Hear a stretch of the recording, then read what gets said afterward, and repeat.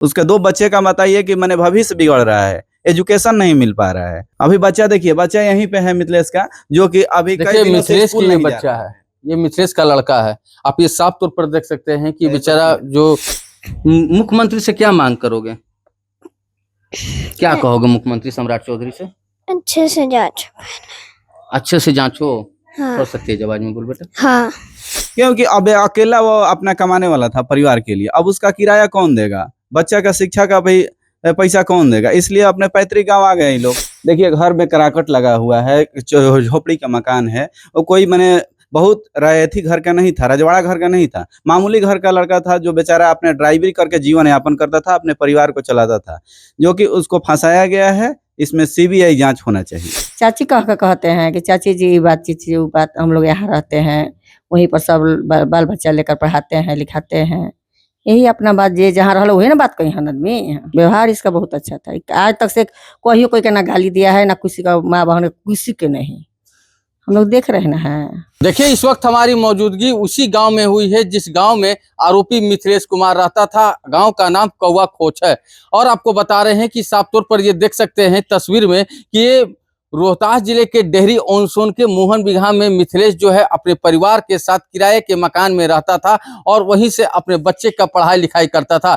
लेकिन जिस तरीके से executive officer doctor Vimal Kumar की निर्मम तरीके से हत्या कर दी गई थी, उस हत्या का आरोप कोई और पर नहीं बल्कि उनके ड्राइवर मिथिलेश पर लगता है। पुलिस जो है मिथिलेश को गिरफ्तार कर ली है और उनसे कड़ी पूछताछ की है, लेकिन पुलिस का दावा है कि मिथिलेश जो है पुलिस के सामने अपना जुर्म कबूल कर लिया है और मिथिलेश ने साफ कर दिया है कि मैंने ही अपने साहब को रॉड से पीट कर हत्या कर दिया हूं। लेकिन दूसरी तस्वीर हम आपको स्क्रीन पर दिखाएंगे कि आप देख सकते हैं कि डेहरी के मोहन बिगहा में मिथिलेश किराए के मकान में रहता था और वो किराए का मकान जो है वो खाली कर दिया गया है और मिथिलेश के जो सारा सामान जो है वो अपने गाँव कौवा खोस में जो है उसे लेकर आया गया है। आपको स्क्रीन पर वो तस्वीर आपको दिखाना चाहेंगे, आप ये साफ तौर पर देख सकते हैं कि इसी ट्रैक्टर से मिथिलेश का सारा सामान जो है डेहरी के मोहन बिगहा से लेकर उनके गांव लेकर आया गया है और ये देख सकते हैं कि ये सारा सामान जो है वो उतारा जा रहा है ट्रैक्टर से और मिथिलेश कुमार का जो डेरा था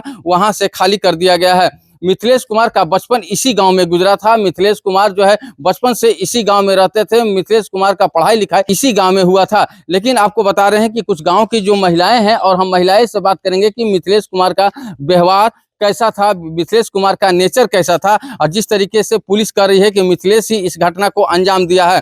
तो देखिए यहाँ पे कुछ गाँव की महिलाएं हैं और हम महिलाएं से बात करेंगे। चाची क्या कहिएगा, जिस तरीके से इसी गाँव में मिथिलेश रहता था, मिथिलेश कैसा आदमी था?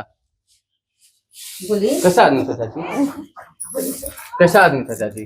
बढ़िया रहन, अच्छा थे और क्या, यहाँ के लिए रहे थे तो बहुत अच्छा थे। आज तक से लेगा तो कुछ कहले ना रहन, मैं तो सुने के देखा थे जा का कहिए। तो पुलिस कह रही है कि जुर्म अपना कबूल कर लिया है मिथिलेश कि मैंने ही अपने बॉस को रॉड से पीट कर हत्या किया है। मिथिलेश का इसी गांव में बचपन गुजरा था। आप लोग बचपन से मिथिलेश को देख रहे हैं, कैसा व्यवहार कैसा था? आप लोग से मिलते थे तो क्या? अच्छा था, बहुत अच्छा था, व्यवहार इसका बहुत अच्छा था। आज तक से कोई के ना गाली दिया है, ना किसी का माँ बहन किसी के नहीं, हम लोग देख रहे हैं। आप लोग से मिलते थे तो क्या बोलते थे? चाची कह के कहते हैं कि चाची जी बात चीची वो बात, हम लोग यहाँ रहते हैं, वहीं पर सब बाल बच्चा लेकर पढ़ाते हैं लिखाते हैं, यही अपना बात जे जहाँ रहो वही ना बात कही हन आदमी। मिथिलेश का अभी डेरा देखा जा रहा है कि डेहरी से डेरा खाली करा दिया गया है। रेंट में रहते थे, अभी तो देख रहे हैं कि सामान मिथिलेश का आया है। तो देख रहे हैं कि सामान यहाँ पर आ गया है। मतलब कि मिथिलेश इस घटना को अंजाम दे सकता है कि नहीं? अब दिहन तब हुए ना लोग दिहन जा, अब हमने कौन कहा। आपको क्या लगता है कि मिथिलेश इस तरीके से घटना का अंजाम दिया होगा अपने बॉस? नहीं, हमने तो ना कहल जाए, हमने के देखले हैं जा कि कहल जाए, बताई वो अब के का कैलक का ना, हमने के कुछ जानत नहीं जा। तो देखिए यहाँ पे ये गांव की महिलाएं थे, महिलाएं का भी साफ तौर पर कहना है, जो महिला थी उनका साफ तौर पर कहना है कि मिथिलेश जो है एक अच्छे व्यक्ति थे और मिथिलेश जो है इस घटना का अंजाम जो है वो नहीं दे सकते थे। तो देख सकते हैं ये सारा तस्वीर जो है ये मिथिलेश का जो है वो किराए के मकान में मिथिलेश डेहरी के मोहन बिगहा में रहते थे और अपने बच्चे के साथ जो है जीवन यापन करते थे, वहीं से अपना ड्यूटी करते थे। अब मिथिलेश का जो घर था डेहरी के मोहन बिगहा में किराए के मकान का, वो घर जो है वो खाली कर वो अपने यहाँ पर अपने गांव जो है वो शिफ्ट कर गए हैं। यहाँ पे तमाम घर के लोग यहाँ पे मौजूद है। साफ तौर पर वो तस्वीर आप दिखा दीजिए। ये साफ तौर पर वो तस्वीर देख सकते हैं कि जो भी गांव के जो लोग हैं वो यहाँ पे मौजूद हैं और ट्रैक्टर से सारा सामान को जो है वो लाया गया है। आप ये तस्वीर देख सकते हैं कि मिथिलेश के घर में क्या था। मिथिलेश के घर में आपको टॉली बैग दिख रहा होगा, बोरा में कुछ सामान दिख रहा होगा, पलंग दिख रहा होगा और चौकी दिख रहा होगा। देखिए ये सारी तस्वीर आपको ट्रैक्टर पर जो है वो दिखाई दे रहा होगा। कुछ गांव के लोग यहाँ पे मौजूद हैं और हम गांव के लोगों से बात करना चाहेंगे कि मिथिलेश डेहरी के मोहन बिगहा में किराए के मकान में रहता था और छोटे छोटे 2 बच्चे हैं और अपने पत्नी के साथ प्रतिदिन की तरह वो ड्यूटी करते थे डेहरी से। जी। अब उनका डेहरी का जो किराए का जो मकान है उसे खाली कर वो अपने गांव जो है वो पूरा सामान जो है यहाँ पे शिफ्ट किया जा रहा है। क्या कहिएगा इस पे? देखिए मिथिलेश जो था बहुत ही गरीब परिवार का लड़का था। देख सकते हैं उसका घर, देखिए घर में कराकट लगा हुआ है, झोपड़ी का मकान है। वो कोई माने बहुत रैयती घर का नहीं था, रजवाड़ा घर का नहीं था, मामूली घर का लड़का था जो बेचारा अपने ड्राइवरी करके जीवन यापन करता था, अपने परिवार को चलाता था, जो कि उसको फंसाया गया है। इसमें सीबीआई जांच होना चाहिए।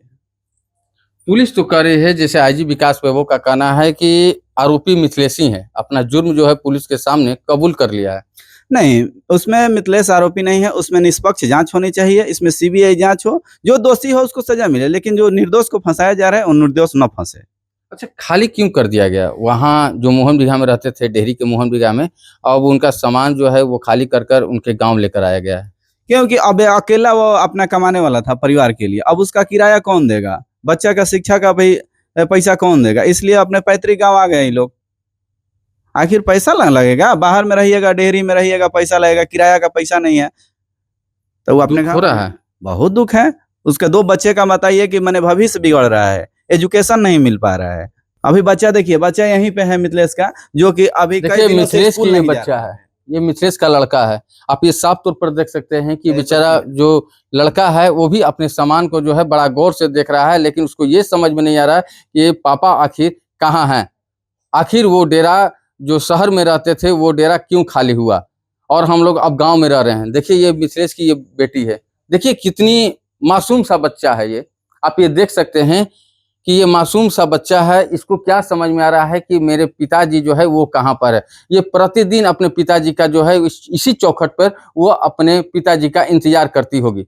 जो बच्चे हैं वो अपने पिताजी को प्रतिदिन जो है वो अपने चौखट पर खड़ा होकर वो इंतजार करता होगा बच्चा कि मेरे पापा आएंगे और 2 रुपया देंगे या कुछ सामान लेकर आएंगे, वो हम खाएंगे। लेकिन देखिए एक ऐसा दिन देखने को मिला कि मिथिलेश जिस डेरा पे रहता था डेहरी ऑन सोन के मोहन बिगहा में, अब उस किराए के मकान को खाली कर दिया गया। अब ये पैतृक गांव, उनका सामान जो है वो शिफ्ट किया जा रहा है। तो जो गांव के लोग हैं उनका साफ कहना है कि जो किराए के मकान में रहते थे अब उनका किराया कौन देगा। भैया आप परिवार के ही लोग हैं, रिश्तेदार हैं।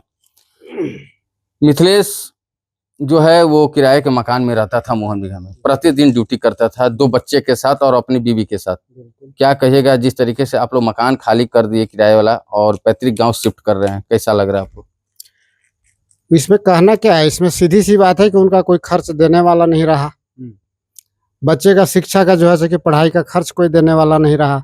तो और उल्टा अगर हम शहर में रहते हैं तो उनका ड्यूज कौन देगा? ड्यूज तो भरना पड़ेगा ना, मकान का किराए का, उनका फीस का, उनके भोजन का, ये कहाँ से चलेगा? मिथिलेश कुमार अकेला थे और आज वो जो है कि कैद में हैं। इसके वजह से पुनः पैतृक अपना गांव लौट गए, उनकी सामान आ गई, उनके बच्चे आ गए, अब जैसे वैसे जीवन यापन कटेगा। अच्छा, आप रिश्तेदार हैं, पुलिस कह रही है कि आरोपी मिथिलेश ही हैं, अपने साहब को पीट कर रोड से हत्या कर दिया है। क्या लगता है आपको कि मिथिलेश इस घटना को अंजाम दे सकता था? बिल्कुल नहीं, बिल्कुल ऐसा स्वभाव से थे ही नहीं वो।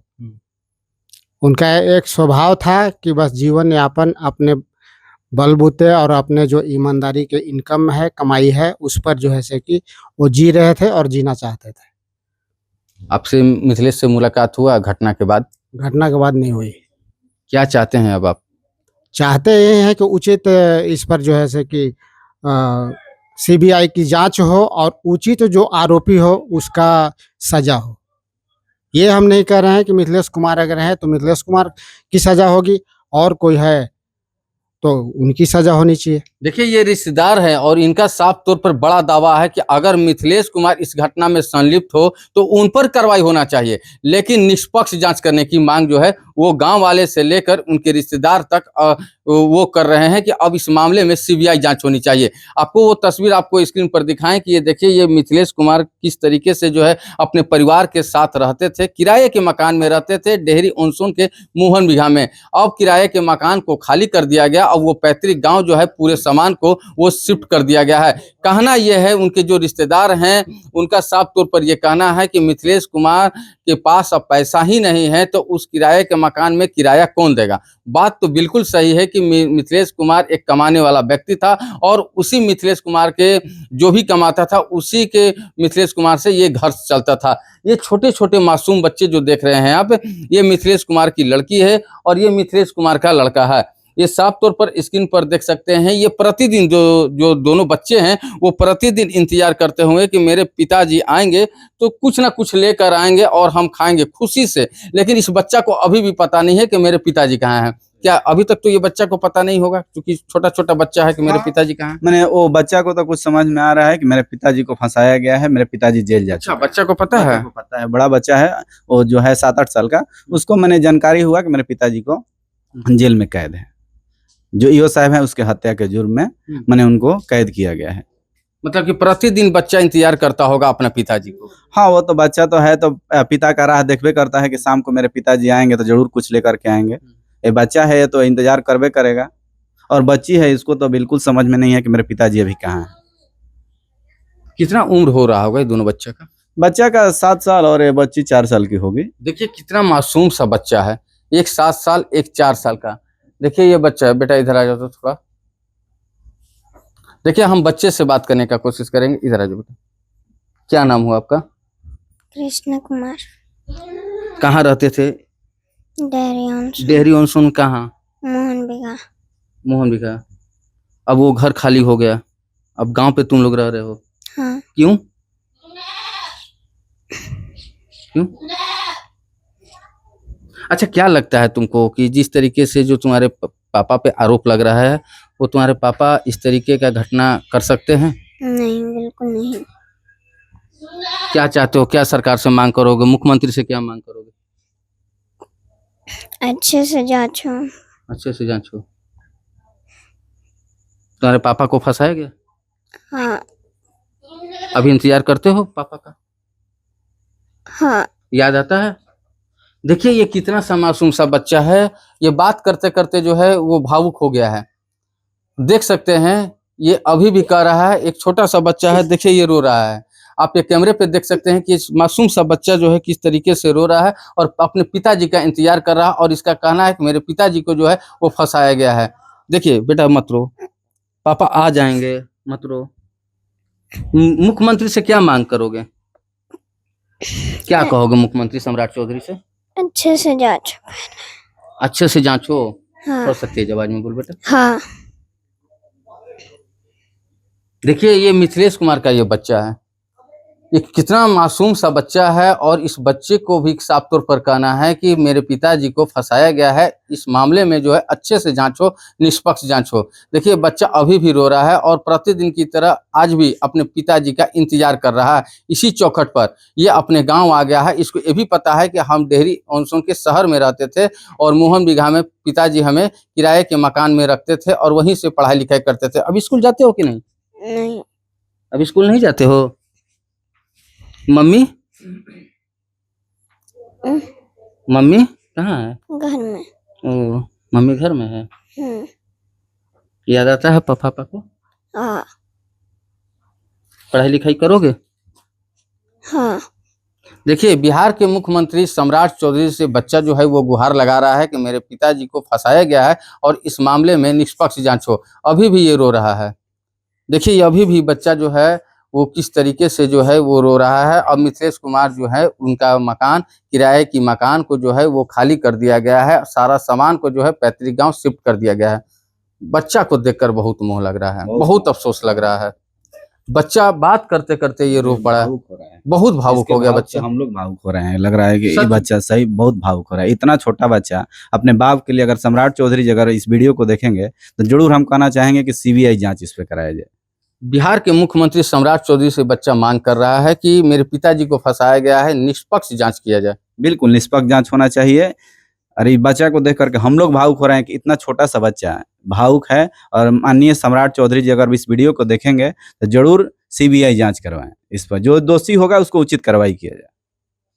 देखिए, ऐसे ही तमाम खबर को देखने के लिए बने रहिए देशवा न्यूज के साथ। देशवा न्यूज के लिए रोहतास से रुपेश कुमार।